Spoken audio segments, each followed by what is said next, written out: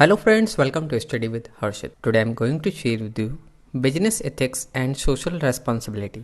Concept, shift to ethics and tools of ethics. Business ethics and social responsibility. Business ethics क्या होता है? Business ethics refers to the application of moral and ethical principle to business activities. जो हमारी business ethics है ये refer होती है application of moral and ethical principle to business activity.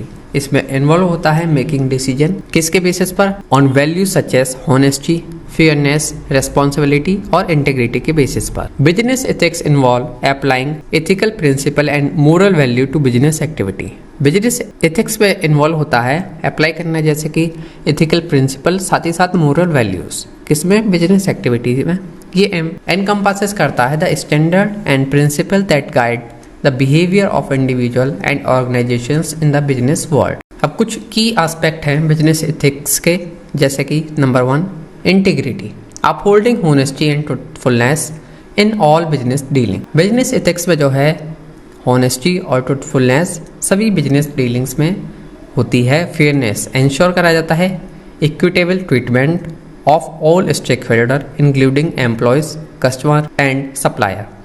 सभी के साथ जो है फेयर हो, व्यवहार एक तरीके का हो, सभी को एक तरीके से ट्रीट करा जाए। Responsibility, acknowledging the taking responsibility for the impact of business decision on various stakeholder and the broader society. Acknowledge करें और रेस्पॉन्सिबिलिटी लें किसी भी तरीके के इम्पैक्ट ऑफ बिजनेस डिसीजन। कोई भी डिसीजन लिया जा रहा है जो इम्पैक्ट पड़ेगा कि किसकी रेस्पॉन्सिबिलिटी है ऑन वेरियस स्टेक होल्डर और ब्रॉड सोसाइटी में। ट्रांसपेरेंसी, ट्रांसपेरेंसी में क्या है, प्रोवाइड करा जाए रियल और accurate information to stakeholder both internal and external. जो हमारे स्टेक होल्डर है इंटरनली और एक्सटर्नल सभी को जो है क्लियर एक्यूरेट इन्फॉर्मेशन प्रोवाइड कराई जाए। Respect for stakeholder, value करें अपने स्टेक होल्डर की, रेस्पेक्ट दें एम्प्लॉयज को, इन्वेस्टर को और अपनी कम्युनिटी को। ये सभी की एस्पेक्ट हैं बिजनेस एथिक्स के। क्या क्या सोशल रेस्पॉन्सिबिलिटीज हैं? Social responsibility in business involve taking voluntary action to address and contribute positively to social, economic and environmental issue। जो हमारा सोशल रेस्पॉन्सिबिलिटी है बिजनेस में इन्वॉल्व होता है। आप जो है कोई भी तरीके का इशू आ रहा है, एनवायरमेंटल इशू है, सोशल इशू है, तो आप उसमें अपने जो है हेल्प करें, अपना योगदान दें उससे निपटने के लिए। अब क्या क्या की एलिमेंट्स हैं सोशल रेस्पॉन्सिबिलिटी के? Number 1 environmental sustainability, implementing practices that minimises the environmental impact of business operations. Implement करें प्रैक्टिस जिससे कि मिनिमाइज हो सके एनवायरमेंटल इम्पैक्ट बिजनेस ऑपरेशन से जो भी हो रहे हों। कम्युनिटी इंगेजमेंट, आप जो है एक्टिवली पार्टिसिपेट करें इन सपोर्टिंग कम्युनिटी इनिशिएटिव और डेवलपमेंट प्रोजेक्ट में। कॉरपोरेट, डोनेट करें अपने रिसोर्सेज जैसे कि मनी, टाइम और एक्सपर्टाइज चैरिटेबल और नॉन प्रॉफिट ऑर्गेनाइजेशन में। जैसे कि जो नॉन प्रॉफिट वाली ऑर्गेनाइजेशन होती हैं उनमें आप जो हैं अपना डोनेशन दें जिससे कि वो जो है और अच्छे काम कर सकें। ये आपकी सोशल रेस्पॉन्सिबिलिटी है। एथिकल एम्प्लॉयमेंट प्रैक्टिसेस, इंश्योर करें कि फेयर लेबर प्रैक्टिस हो, नॉन डिस्क्रिमिनेशन हो और प्रोवाइड करें सेफ और हेल्दी वर्क एनवायरनमेंट। ये भी आपकी रेस्पॉन्सिबिलिटी है कि जो आपका वर्कर है वो सेफ और हेल्दी एनवायरनमेंट में काम कर रहा है या नहीं। Product responsibility, developing and selling product that meet ethical and safety standard. आप जो भी प्रोडक्ट बना रहे हैं ये आपकी रेस्पॉन्सिबिलिटी है कि वो डेवलप और सेल अच्छे से हो और सेफ्टी जो स्टैंडर्ड है वो उनको फॉलो करता हो। Integration of business ethics and social responsibility, integration of business ethics और सोशल रेस्पॉन्सिबिलिटी क्या है? Value based decision making, aligning business decision with ethical values and considering the broader impact on society. अब business ethics और social responsibility साथ में कैसे काम करते हैं? वैल्यू बेस्ड डिसीजन मेकिंग हो, आपको जो डिसीजन लिया जा रहा है बिजनेस में साथ ही साथ आप कंसिडर करें कि इसका क्या इम्पैक्ट होगा सोसाइटी पर। Stakeholder engagement, involving and considering the perspective of various stakeholders in decision making process. Corporate governance, established governance structure that prioritize ethical conduct and social responsibility. Sustainable business practices adapt करें आप environmental sustainable practice, जिससे कि जो long term जो है कोई भी effect ना पड़े हमारे नेचर पर, हमारे एनवायरनमेंट पर। कॉरपोरेट सोशल रिस्पॉन्सिबिलिटी, जिसको CSR कहा जाता है, डेवलप करें और इम्प्लीमेंट करें इनिशिएटिव जो कि एड्रेस करता हो स्पेसिफिक सोशल और एनवायरमेंटल इश्यूज को। ये होता है integration of business ethics and social responsibility.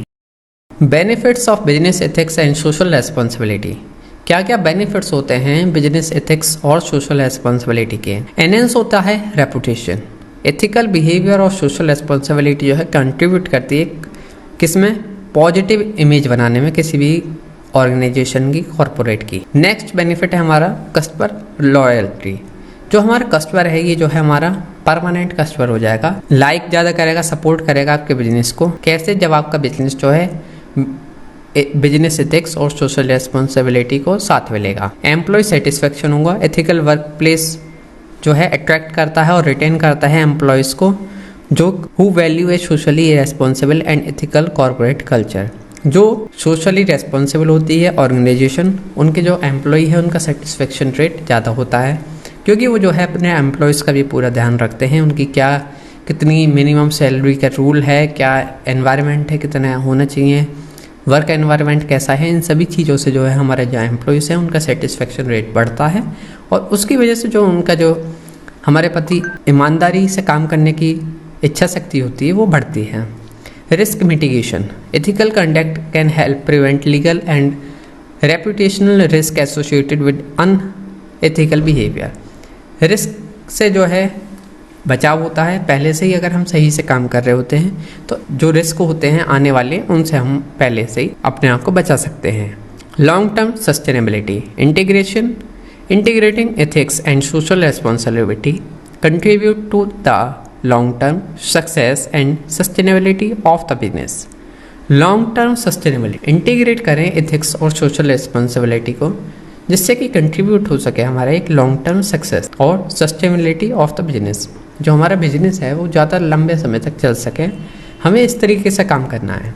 जो हमारे कस्टमर है वो हमारे परमानेंट कस्टमर हो जाए, एक बार किसी ने सामान लिया हमसे, इन फ्यूचर वो हमसे ही ले, इस तरीके का हमारा व्यवहार होना चाहिए, सोशल रेस्पॉन्सिबिलिटी होनी चाहिए और हमारी जो प्रोडक्ट की क्वालिटी है वो भी ऐसी होनी चाहिए। Shift to ethics, over the years there has been a noticeable shift in the business landscape toward a greater emphasis on ethics. This shift is driven by several factors: globalization, consumer awareness, regulatory changes, social media and investor expectation. ये shift किस लिए हुआ? To ethics. Due to globalization. Globalization की वजह से customer aware हो गए, इस वजह से भी जो हमारी रेगुलेशंस हैं वो चेंज हुए। नेक्स्ट सोशल मीडिया की वजह से और इन्वेस्टर की जो एक्सपेक्टेशन है इनकी वजह से शिफ्ट टू एथिक्स हुआ। अब इन सभी के बारे में हम डिटेल में जानते हैं। नंबर 1 है globalisation. As business operate in an increasingly interconnected world, there are more aware of their impact on global issue. This awareness has lead to a grow focus on ethical business practices. Globalisation में जो हमारे business का operation है ये जो है interconnected है एक दूसरे पूरे वर्ल्ड, इसकी वजह से अवेयरनेस हुई कि क्या हमारे काम का इफेक्ट पड़ रहा है पूरे वर्ल्ड पर। इस वजह से जो हो बेस्ट प्रैक्टिसेस की तरफ लोगों का ध्यान गया कि हम किस तरीके से अपने सामान वगैरह ऐसे बनाएं कि जिससे हमारे एनवायरनमेंट पर कोई इफेक्ट ना पड़े, और कस्टमर ही हमारे अवेयर हुए। कस्टमर अवेयर होने की वजह से कस्टमर जो है मोर इन्फॉर्म्ड और सोशली कॉन्शियस हैं, वो जो है प्रीफर करते हैं और सपोर्ट करते हैं उन्हीं बिजनेसेस को जो कि हमारी वैल्यूज़ के अकॉर्डिंग हों, जो हमारे एनवायरनमेंट को नुकसान नहीं पहुंचाते, उनको कस्टमर जो है ज़्यादा सपोर्ट करते हैं। अब रेगुलेशन चेंज हुए, इस वजह से भी शिफ्ट हुआ एथिक्स की तरफ। गवर्नमेंट ने जो है वर्ल्ड वाइड जो है उन्होंने जो है स्ट्रिक्ट कर दी अपनी गाइडलाइन कि आपको ये आपका बिजनेस है तो आपको ये रूल फॉलो करने हैं, अगर आप नहीं करते तो आप ये बिजनेस नहीं कर सकते, अगर आप करते हैं तो आपका वेलकम। सोशल मीडिया की वजह से क्या हुआ? सोशल मीडिया की वजह से राइज हुआ इन्फॉर्मेशन शेयर होना। पब्लिकली जो है बहुत ही फास्ट तरीके से सोशल मीडिया की हेल्प से इन्फॉर्मेशन शेयर हो जाती। अनएथिकल प्रैक्टिस आप करेंगे तो जो है क्विकली जो है पब्लिक नॉलेज में पहुंच जाएगी और आपकी रेपुटेशन जो है डैमेज हो जाएगी। Investor expectation, investors increasingly consider ethical and sustainable practices. इसका मतलब ये है जो हमारे इन्वेस्टर हैं, जो हमारे कंपनी में रुपए लगा रहे हैं, इनका भी जो है ये मानना है कि जो हम जिस कंपनी में रुपए लगाए हैं वो जो है सही से काम करनी चाहिए। दूसरा, वो सभी रेगुलेशंस का फॉलो करनी चाहिए। ये ना हो कि वो जो है बैन हो जाए या कुछ हो जाए तो हमारे रुपए अटक जाएं। तो इसीलिए उनका भी ये मानना है कि जो कंपनी सही से काम करती है, जिसकी सेल ज़्यादा है, जिसकी जो है इमेज अच्छी है, हम उसी में इन्वेस्ट करेंगे। तो इस वजह से जो है और कंपनी भी अपने आप को सुधार रही हैं, शिफ्ट हुई हैं गुड एथिक्स की तरफ। जो जो रूल्स हैं उनको फॉलो करा जाए जिससे कि हमारे इन्वेस्टर भी जो है नाराज ना हो। Tools of ethics, tools of ethics क्या है? Various tools and framework are employed by organisations to promote and maintaining ethical conduct within the business environment. These tools help establish guidelines, foster a culture of ethics and provide mechanism for accountability. काफ़ी सारे tools और framework हैं जो कि organisation के लिए, उसको promote करने के लिए और मेंटेन करने के लिए एथिकल कंडक्ट ये अवेलेबल हैं। ये टूल जो है हेल्प करते हैं एस्टेब्लिश करने में गाइडलाइन, डील करने में कल्चर ऑफ एथिक्स और प्रोवाइड करने में मैकेनिज्म फॉर अकाउंटेबिलिटी। अब इन सभी के बारे में हम जानते हैं। नंबर 1 है हमारा कोड ऑफ कंडक्ट। ये सेट ऑफ गाइडलाइन होती हैं। कोड ऑफ कंडक्ट में एक तरीके से जो एम्प्लॉय है उसको जो है ऑर्गेनाइजेशन के जो है कोड ऑफ कंडक्ट मिलता है कि आपके पास ये रूल हैं, आपको ये फॉलो करने हैं। क्लियरली इसमें लिखा हुआ होता है क्या चीज़ करनी है, क्या नहीं करनी है। Clearly communicates ethical standard and principle, आपको ये सभी चीज़ फॉलो करनी होती है। कोड ऑफ कंडक्ट की वजह से उसको पता पड़ जाएगा जो हमारा नया एम्प्लॉय है कि इस ऑर्गेनाइजेशन में किस तरीके से काम करा जाता है, क्या क्या रूल्स हैं। Ethics trainings, training program design to educate employees.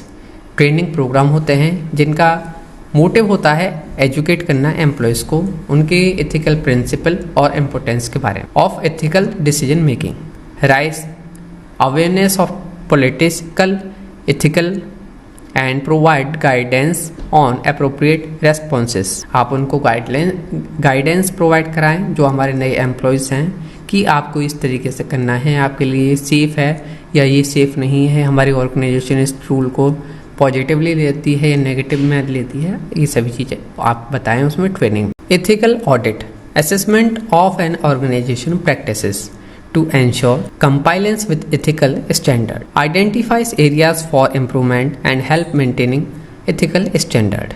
ethical audit में क्या होता है? assessment होता है organization के practices जिससे कि इंश्योर हो सके कि जो एथिकल स्टैंडर्ड हैं वो फॉलो हो रहे हैं या नहीं। आइडेंटिफाई करे जाते हैं एरिया कहाँ पर इम्प्रूवमेंट की ज़रूरत है और कहाँ पर हेल्प करी जाए इनकी मेंटेन करने में एथिकल स्टैंडर्ड्स को। एथिकल कमेटी डेडिकेटेड होती है ग्रुप विद इन ऑर्गेनाइजेशन। ये रेस्पॉन्सिबल होते हैं किस लिए? ओवरसीइंग एथिकल प्रैक्टिसेस और एड्रेस करने के लिए एथिकल कंसर्न को।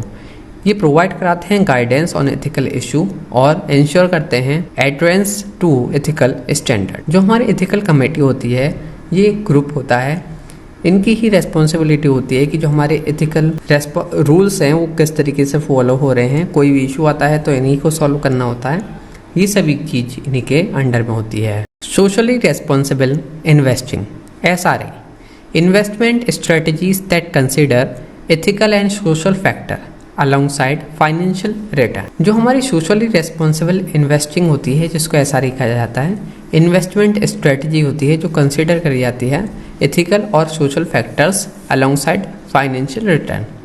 एनकरेज करती है बिजनेसेस को अडॉप्ट करने के लिए सोशल रेस्पॉन्सिबल प्रैक्टिसेस जिससे कि अट्रैक्ट हों इन्वेस्टर।